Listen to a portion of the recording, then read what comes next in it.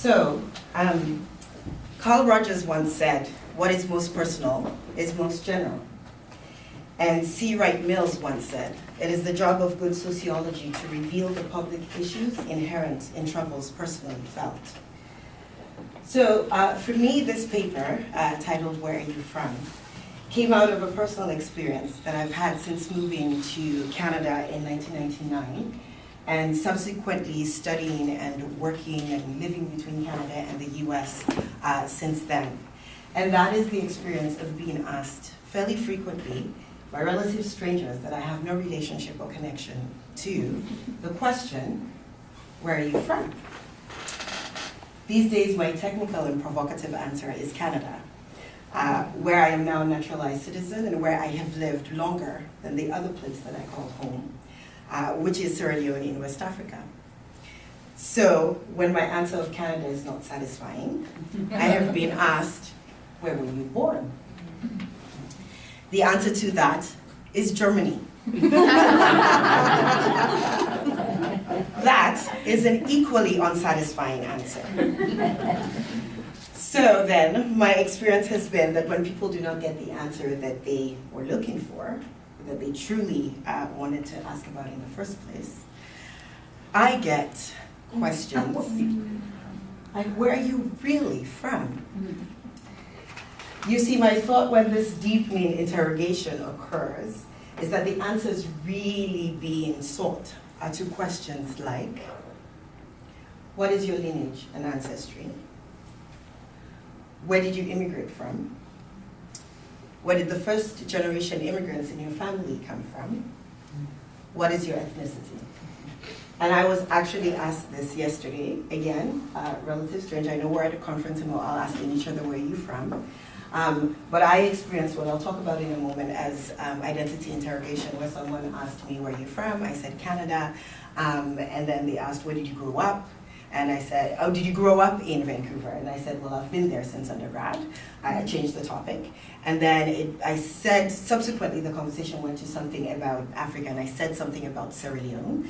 And then the question was, "Oh, is that where you immigrated from?" And I gave a non-committal answer. And then my next question was, "Is that where your parents immigrated from?" And I finally looked at this person and said, "You know, it's a really, really long story. I really don't want to go into it right now." I am from a family I have 7 other siblings, there's 8 of us, and we were born across 3 different continents because my parents were traveling for work. It is never a simple answer. And that is true for many, many people who have global African identities that I know today. So, so then, of course, there's also the deeper, still, and unspoken questions, like, who are you anyway? How did you come to be here in this place or position of privilege?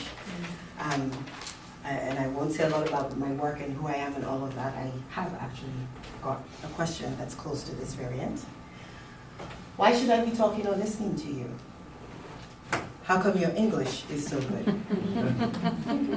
How long have you been here in Canada, like here, again, your family, your ancestry, etc.?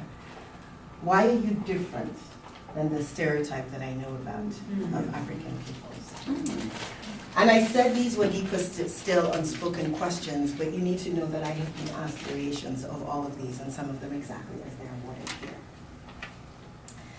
And so for me, over the years, as I continue to experience this interrogation, at some point I begin to wonder if the implication is that I'm being asked whether I belong here, and whether the statement is, "You are not from here." And of course, the reality for America and Canada is that we are all from somewhere else if we are not Native Americans. We all immigrated from somewhere. And so I wonder why I'll be at a dinner table or in an elevator and I'll be the one asked the question, "Where are you from?" So I have been troubled by and have run the emotional gamut with this line of questioning. So much so, actually, that after I wrote this paper, I have now completed a book of short stories about global African identities, coming soon. It's not fully done through publishing yet. And I did that after writing this paper because I'm still cooking and working on it, and I want to start this conversation beyond academia. And the question is, why does it matter? And why be troubled enough to want to learn about this experience? Well, there are a couple of reasons. And one other very personal reason for me is these three beautiful children that are mine. And the reason is my eldest, Kayla, she's 9. She's already come home from school and said to me, "Mommy, what do I answer when people say to me, where are you from?" Oh. And here's the thing, I was born in Germany, like I said, grew up traveling, I was young when my family went back to West Africa, Sierra Leone, so I do say I grew up in Sierra Leone. And because I grew up in West Africa, this might not be true if I had grown up in Southern Africa or maybe even in the Sudan areas, but in West Africa, I did not get the question, where are you from? I did not grow up being asked that. And so I know that I have a kind of shield to some of the internalized oppression issues that I only learned about and got confronted to when I moved back to the West and specifically to North America. And so to have my 9-year-old already ask me that question had me go, okay, I need to think about this some more. I'm raising children now in the West. The other reason is that, as my work and my practice in leadership and organizational and social transformation work has grown, I have realized that this is an issue I need to understand for myself, sort of like the Sasha women. In my work in organizational life and in education, I teach university as well as work in healthcare in Canada. We're always working on sort of large organization, transformation, complex issues. And then there's the ambitious piece of work that I've taken on with 2 other Africans with global African identities, where we are looking at collecting and sharing stories of African leadership in a more sort of broader, fuller, more diverse way than the stories that we know are popularized out there. Small task, but we're working on it, we're collecting stories. And then the third thing is I believe that this is a phenomenon that is shared by peoples of color, especially in the West. And just this past weekend, Elizabeth, thank you, pointed out that the New York Times ran on the front cover this story, an open letter to the woman who told me my family should go back to China. Hashtag this is 2016. I wish I had time to show the video that went along with this story, but it's about 8 minutes, and in the service of telling you some stories of my own experience, I'm not going to show it, but I invite you to please look it up. If you just Google this, you will find it, and you will find the video, and it is raw and emotional and very difficult to watch, and definitely worth the watch. So my goal with the particular paper for this conference, engaging at the intersections of identity and identity difference, was really first to understand the experience and then to bring awareness to it.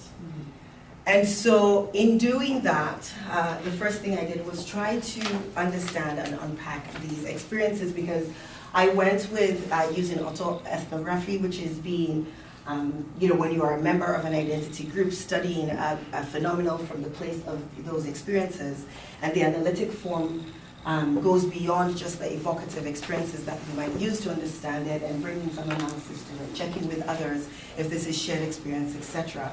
And so in the paper, I won't go through it, but there are a couple of vignettes of sort of times I've been asked where you're from that stood out for me, or that lended themselves to the analysis that I shared.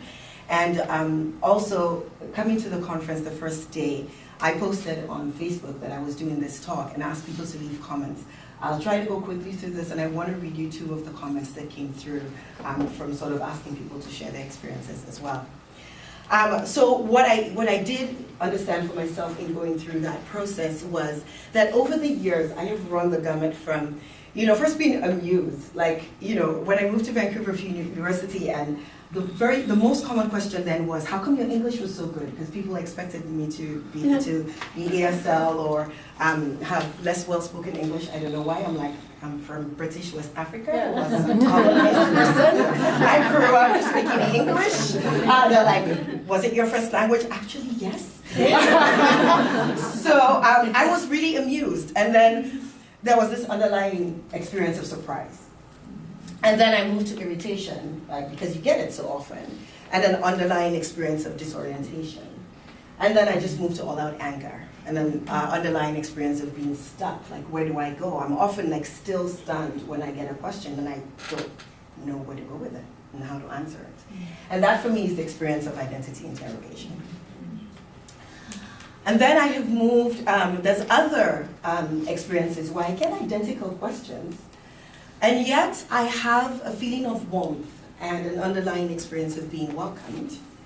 I'm drawn into dialogue with the person asking me and an underlying experience of being engaged. And I leave with a feeling of happiness and joy and an underlying experience of not being stuck at all, unstuck and in flow. And I realize that's because in those cases there's some relational connection. And it's not sort of that relative stranger encounter and that interrogation of where you're from. And so I want to say too that the second thing that I was able to unpack doing this work was, as I've said, oh no, I missed something here.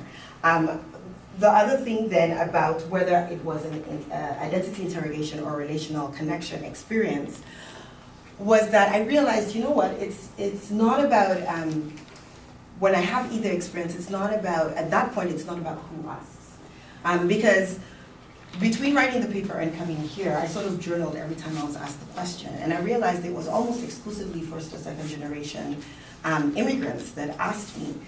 For example, my husband and I went out for drinks one day, and the bartender came by and said, "Oh, I'm wondering where are you guys from?"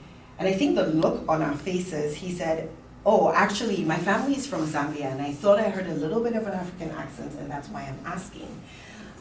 So it started sort of like that interrogation experience, and then he made the connection, and we got into quite a bit of a dialogue with it. Many different kinds of people ask these questions, but something about who and how it's us, and because it's these chance encounters, sometimes it's just the micro, simple things. So for example, here as well, we've all been asking each other, where are you from? There's only one person who's come up to me and said, "I'm from Italy, where are you from?" Made all the difference in the world, I noticed. All the difference in the world. So I wanted to say that out front. And so relationship does matter. How you ask does matter. And when it is an identity interrogation experience, the potential for transformational learning is there when that emotional trigger happens, when it's an interrogation experience, and when in that case, the conceptions of social power are there. So when it's an interracial exchange, sometimes it is more of a trigger, so there's more of a dimension because it starts begging the questions, who asks and who decides, right? And who gets chosen to be asked that question and by whom begin to matter. And then so in these cases, then all of the conceptions around social power and status and socially constructed ideologies around race begin to come up for me in less of a theoretical way and in more of a felt way. And so one other point I wanted to make about that is just in the current political climate, I think we're all very aware of the danger of thinking about people in boxes and putting them there and relating to them from that place. So I will say no more about that. However, in that trigger moment, the transformational possibility is there.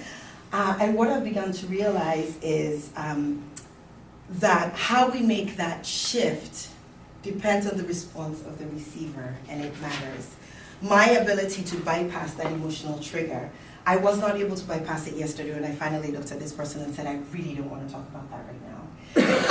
But when I'm able to bypass it and ask a counter question or invite also, where are you from also, and invite a bit of a dialogue, there is possibility to challenge assumptions and to engage in transformational learning. Now this is touchy because I know that in African communities and in Black communities, I have heard the argument and worked with the dialogue of, well, I do not exist to educate the oppressor. Why is the onus on me? And so I just want to go back to one of the quotes I began with. It is the job of good sociology to reveal the public issues inherent in troubles personally felt. So it is difficult, but I believe there is a mutuality there, that we all need to be in that space, and that I have begun to realize that the onus lies with me.